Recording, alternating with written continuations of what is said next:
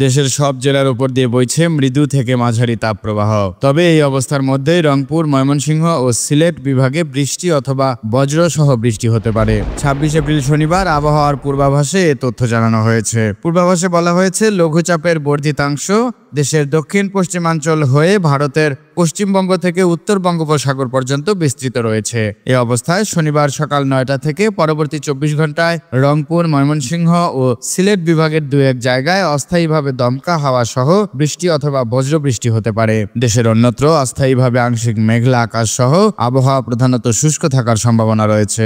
২৭ April রবিবার রাজশাহী, ঢাকা, ময়মনসিংহ, বরিশাল ও সিলেট বিভাগের কিছু কিছু জায়গায়, রংপুর, খুলনা ও চট্টগ্রাম বিভাগের দু এক জায়গায় অস্থায়ীভাবে দমকা হাওয়া সহ বা বৃষ্টি অথবা বজ্রবৃষ্টি হতে পারে। এ সময়ে সারা দেশে দিনের তাপমাত্রা প্রায় অপরিবর্তিত থাকতে পারে এবং রাতের তাপমাত্রা কিছুটা কমতে পারে। ২৮ এপ্রিল সোমবার রাজশাহী, ঢাকা, খুলনা ও বরিশাল বিভাগের কিছু কিছু জায়গায়, ময়মনসিংহ, সিলেট ও চট্টগ্রাম বিভাগের দু এক জায়গায় অস্থায়ীভাবে দমকা হাওয়া সহ বৃষ্টি বা বজ্রবৃষ্টি হতে পারে। সারা দেশে দিনের তাপমাত্রা ২ থেকে ৩ ডিগ্রি কমার সম্ভাবনা রয়েছে। এছাড়া রাতের তাপমাত্রাও কিছুটা কমতে পারে। এছাড়া রাজশাহী বিভাগ সহ দিনাজপুর, যশোর ও চুয়াডাঙ্গা জেলার উপর দিয়ে বয়ে যাওয়া মৃদু থেকে মাঝারি ধরনের তাপপ্রবাহ অব্যাহত থাকতে পারে। সেই সঙ্গে এই সময়ে সারা দেশে দিন ও রাতের তাপমাত্রা প্রায় অপরিবর্তিত থাকার সম্ভাবনা রয়েছে।